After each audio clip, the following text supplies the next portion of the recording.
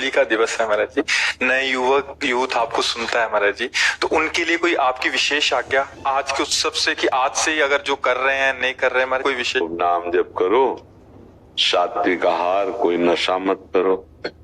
अगर इस शराब मांस, पराई माताओं बहनों की तरफ गंदी दृष्टि करना, अगर ये नहीं करोगे तो आपका जीवन इधर भी मंगलमय रहेगा और शरीर तो छूटेगा ही एक न दिन, वो छूटने के बाद भी मंगल रहेगा।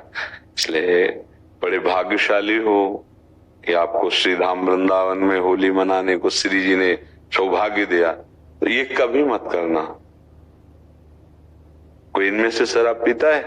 जी महाराज जी, मैं 14 गोलियां रोज खाता था शराब छोड़ने के लिए। 26 दिसंबर था। आपने बोला कि आप लोग नसानी, आप लोग, महाराज जी कृपा ऐसी हुई है कि एक दिन मैं गया भी नहीं, मुझे लगा कि आप ही खड़े हो और बिल्कुल नहीं जाना होगा। श्री जी आप थे महाराज जी, साक्षात आप खड़े थे, मेरी हिम्मत नहीं वहां जाने की। जी, हमारी लाडली जो बल देती, श्री जी का बल, ये राधा किशोरी का बल है हमारा। महाराज जी मैं तो होली वाले दिन में शराब पीता था, आज कृपा से देखो मैं पिछली होली की बात है, बिल्कुल पिछली होली की कृपा आपकी होगी। बताओ क्या बताए? बस आप आगे करना मत, ठीक है? आप बैठे हो, आप कहते हो गया हमारे को, तो पूरा विश्वास हो गया। तो हम तो इसी बात को बार बार दोहराते हैं कि आज जो हमारी नई पीढ़ी है, इसमें जो ये बुद्धि भ्रष्ट करने वाले आचरण आ गए हैं, ये जीवन को बर्बाद करने वाली हैं। हमने कई बार प्रार्थना किया है कि जैसे नई गेहूं की फसल है, बिना बाली पके अगर उसको काट लिया जाए तो एक भी दाना किसी काम में नहीं आएगा।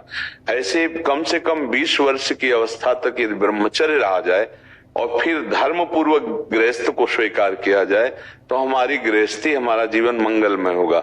ये जो छोटी छोटी अवस्थाओं में बच्चे ब्रह्मचर्यहीन हो रहे हैं और नशे कर रहे हैं, हम तो बड़े स्कूलों में पढ़े ही नहीं, छोटे से भाग पढ़े थे। हमें बताया जाता है कि आजकल स्कूल में नए जो यूथ बच्चे हैं तो वो ड्रग्स लेते हैं, वो इंजेक्शन नशे का लेते हैं, नशे की गोलियां लेते हैं। तो ये जो आचरण है, ये थोड़ी आपकी जीवन को ऐसी जगह मोड़ कर ले जाएंगे जहां आप पश्चाताप भी नहीं कर पाएंगे और आपका जीवन नष्ट हो जाएगा। तो ये हमारे जो बच्चे बच्चियां हैं, ये अगर नशे से बचे, व्यभिचार से बचे, क्योंकि अगर नशा है और व्यभिचार है, अब जैसे कोई ड्रग्स लेने लगा, अब उसको पैसा लेने के लिए कुछ भी करना पड़े कर लेगा, क्योंकि नशे के बिना नहीं रह सकता। अगर वो मतलब स्त्री शरीर है या पुरुष शरीर है, उसको कुछ भी करना पड़े। जब ऐसी परिस्थिति आ जाती है तो फिर वो चोरी में उतर जाते हैं, हिंसा में उतर जाते हैं, क्योंकि नशे के बिना नहीं जी सकते।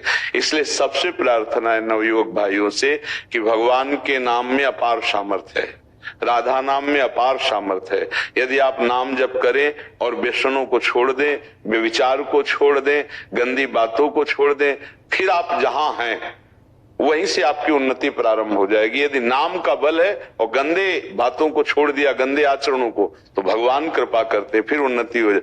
अगर ऐसे नशे में, व्यभिचार में अपना जीवन डुबो दोगे तो न राष्ट्र सेवा लायक रहोगे, न परिवार सेवा लायक रहेंगे।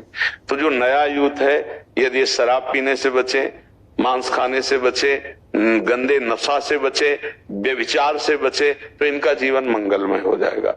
अगर ये चीजें करते रहेंगे तो मंगल नहीं हो सकता। नाम जब सब कुछ छुड़वा देगा आपका। जैसे अभी इन्होंने बताया कि मैं 14 टेबलेट खाता था पर मैं नहीं छोड़ पाया। देखो, यहाँ कोई चमत्कार नहीं है, यहाँ किशोरी जी का महल, उनकी कृपा है।